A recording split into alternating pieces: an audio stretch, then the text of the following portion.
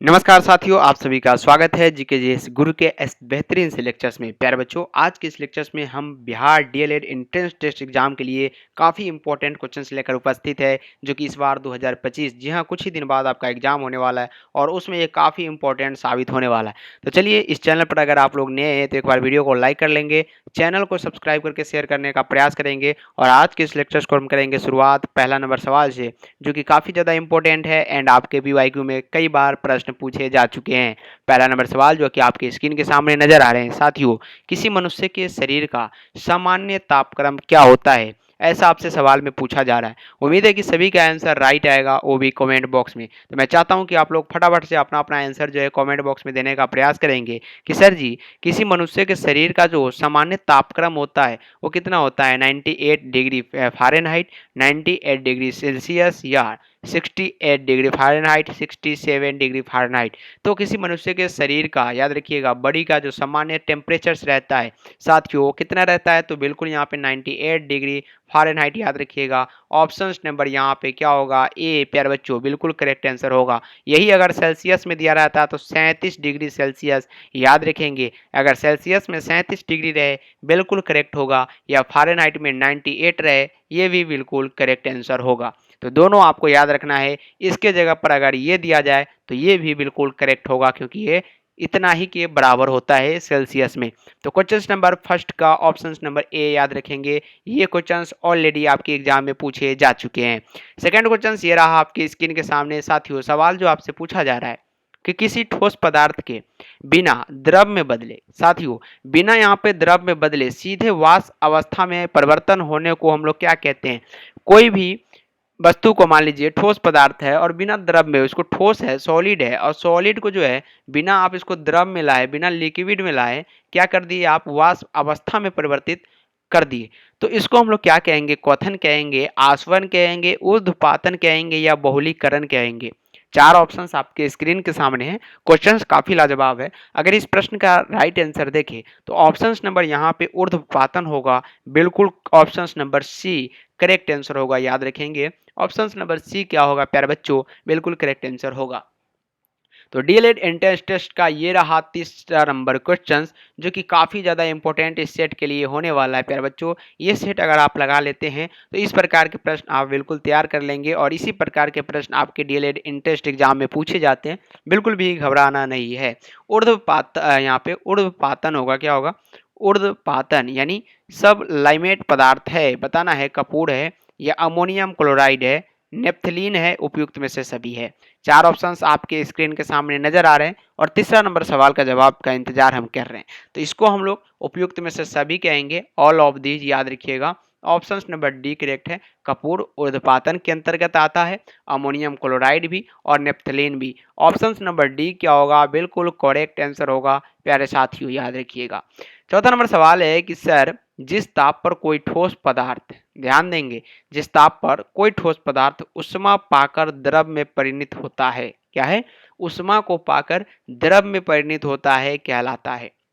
तीसरा नंबर सवाल तो हमने कर लिया है। क्वेश्चन नंबर 4 का जवाब उम्मीद है कि आप लोगों का राइट आंसर आएगा, वो भी कमेंट बॉक्स में, कि सर जिस ताप पर कोई ठोस पदार्थ जो है उष्मा पाकर द्रव में परिणत हो गया, यानी द्रव में परिवर्तन हो गया, तो उसको हम लोग क्या कहेंगे, क्वथनांक कहेंगे, गलनांक कहेंगे, वाष्पन, या इनमें से कोई नहीं।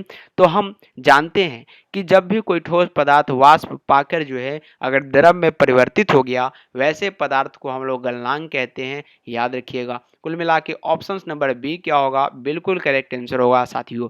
अगला है 5 नंबर सवाल की सर, क्वेश्चन जो 5 नंबर पूछे जा रहे हैं कि जिस ताप पर कोई द्रव उष्मा पाकर जो है वाष्प में बदलता है। क्वेश्चंस की लैंग्वेज बिल्कुल चेंज है, सेम क्वेश्चंस बिल्कुल भी नहीं है, ध्यान देंगे। जिस ताप पर कोई द्रव जो है, मान लीजिए उष्मा पाया, एनर्जी पाया और पाकर के वाष्प में परिवर्तित हो गया, उसको हम लोग क्या कहेंगे, गलनांक कहेंगे क्या, या उसको द्रव्यनांक कहेंगे, क्वथनांक कहेंगे, या नॉन ऑफ दीज इनमें से कोई नहीं। तो प्यारे बच्चों, इसका आंसर क्या आ जाएगा, बताने का प्रयास करेंगे। 5 नंबर सवाल का अगर हम जवाब देखें तो इसको हम लोग क्वथनांक बोलते हैं साथियों, क्या बोलते हैं, क्वथनांक बोलते हैं, जो कि ऑप्शन नंबर सी में है, और बिल्कुल करेक्ट आंसर होगा option number C. 6 number question जो आपसे पूछे जा रहे हैं साथियों कि एक ही प्रकार के परमाणु निम्न में से किसमें मिलता है? एक ही प्रकार के परमाणु जो है निम्न में से किसमें मिलता है? खनिज यौगिक में, खनिज मिश्रण में, प्राकृतिक तत्व में या इनमें से कोई नहीं? 4 ऑप्शंस आपकी स्क्रीन के सामने। उम्मीद है कि आप सभी का आंसर 6 नंबर सवाल का यानी क्वेश्चन नंबर 6 का जवाब जल्द ही कमेंट बॉक्स में आएगा। तो एक ही प्रकार का परमाणु निम्न में से किसमें मिलता है? 6 नंबर सवाल का जवाब जो होगा ये प्राकृतिक तत्व याद रखेंगे। क्या होगा? प्राकृतिक तत्व। ऑप्शंस नंबर क्या होंगे? बिल्कुल सी जो होगा साथियों बिल्कुल करेक्ट आंसर होगा। अब चलते हैं 7 नंबर सवाल की ओर जो कि काफी ज्यादा इंपॉर्टेंट एंड काफी बार आपसे पूछा गया है कि दो या दो से अधिक तत्व, दो या दो से अधिक, याद रखेंगे, तत्व की मात्रा के विचार से एक निश्चित अनुपात में संयोग करने से क्या पदार्थ कहलाता है? तो इसका आंसर का इंतजार मैं कर रहा हूं और उम्मीद है कि सभी का आंसर राइट आएगा और आना भी चाहिए। इस प्रकार के प्रश्न का आंसर अगर राइट नहीं आएगा तो और किसका आएगा? तो उम्मीद है कि सभी का आंसर राइट आएगा प्यारे साथियों। इसका आंसर क्या आना चाहिए आप लोग बताने का प्रयास करेंगे और राइट आंसर देने का आप लोग प्रयास करेंगे। तो सभी का जवाब जो है कमेंट बॉक्स में आना चाहिए फटाफट से। तो चलिए, दो या दो से अधिक तत्वों के मात्रा के विचार, जी हाँ, मात्रा के विचार पर आपसे कहा जा रहा है तो ध्यान दीजिएगा। यहाँ पे विचार से एक निश्चित अनुपात में संयोग करने से बना पदार्थ याद रखिएगा क्या कहलाता है, ऐसा आपसे सवाल में पूछा जा रहा है। तो क्या कहलाता है बताने का प्रयास करें फटाफट से। हम चाहते हैं कि सभी का आंसर जो है कमेंट बॉक्स में आए और बिल्कुल आना भी चाहिए। सभी का इंतजार करें कमेंट का। तो क्या आ रहा है आप सभी का यहाँ पे? तो 7 नंबर सवाल का जवाब ऑप्शन नंबर बी आ रहा है सर, यौगिक, और बिल्कुल करेक्ट है ऑप्शन नंबर बी यौगिक। याद रखेंगे क्या होगा? ऑप्शन नंबर बी यहाँ पे बिल्कुल करेक्ट आंसर होगा। नेक्स्ट क्वेश्चन है कि दो या दो से अधिक शुद्ध पदार्थों को किसी भी अनुपात में मिला देने से बनता है। तो किसी भी अनुपात में अगर मिलाते हैं तो ये मिश्रण का रूप ले लेता है। ऑप्शन नंबर सी करेक्ट है। 9 नंबर क्वेश्चन है कि ऐसे तत्व जिसमें धातु और अधातु दोनों के गुण पाए जाते हैं वो क्या कहलाते हैं? बताएंगे। ऐसे तत्व जिसमें धातु और अधातु के दोनों गुण पाए जाते हैं। आंसर आप लोग बिल्कुल भी सीन न करें, क्वेश्चन पर फोकस करें। तो ऐसे तत्व जिसमें धातु और अधातु दोनों के गुण पाए जाते हैं इसको हम लोग बोलते हैं क्या? क्या बोलते हैं? तो इसको हम लोग उपधातु बोलते हैं, याद रखिएगा। ऑप्शन नंबर बी उपधातु। नेक्स्ट क्वेश्चन है निम्नलिखित में से कौन धातु होते हुए भी विद्युत का कुचालक है? धातु तो है, मेटल तो है, बट वो विद्युत का क्या है? तो कुचालक है। इलेक्ट्रिसिटी उससे प्रवाहित नहीं हो सकती, तो लेड याद रखिएगा। अगला 11 नंबर क्वेश्चन से है कि सर निम्नलिखित में से किस धातु में धातुई चमक पाई जाती है? किस धातु में धातुई चमक पाई जाती है?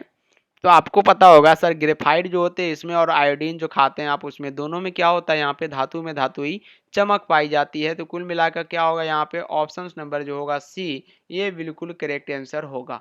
अब 12 नंबर क्वेश्चन है कि निम्नलिखित में से कौन एक उपधातु है? कौन जो है एक उपधातु है? तांबा, जर्मेनियम, एल्युमिनियम या जस्ता? तो कौन एक जो है उपधातु है? क्वेश्चन नंबर 12 का जवाब जर्मेनियम आएगा, याद रखेंगे। जर्मेनियम क्या है? एक प्रकार के उपधातु है। निम्नलिखित में से किस पदार्थ में ऑक्सीजन नहीं है? निम्नलिखित में से किस पदार्थ में जो है ऑक्सीजन नहीं है? सीमेंट में, रेत में, मिट्टी का तेल या कांच में? 13 नंबर क्वेश्चन का जवाब बताएंगे तो ये मिट्टी का तेल बिल्कुल option number C correct answer होगा। 14 नंबर सवाल है कि सर कौन न तो तत्व है और न ही यौगिक है? तो कौन न तो तत्व है? वायु, याद रखिएगा। वायु न तो तत्व है और न ही यौगिक है, याद रखेंगे। पदार्थ की चतुर्थ अवस्था को हम लोग प्लाज्मा कहते हैं। फर्स्ट अवस्था ठोस है, दूसरा तरल है और तीसरा जो है गैस है, चौथा प्लाज्मा है, याद रखिएगा। ये यहाँ पे पदार्थ की चौथी अवस्था कहलाती है।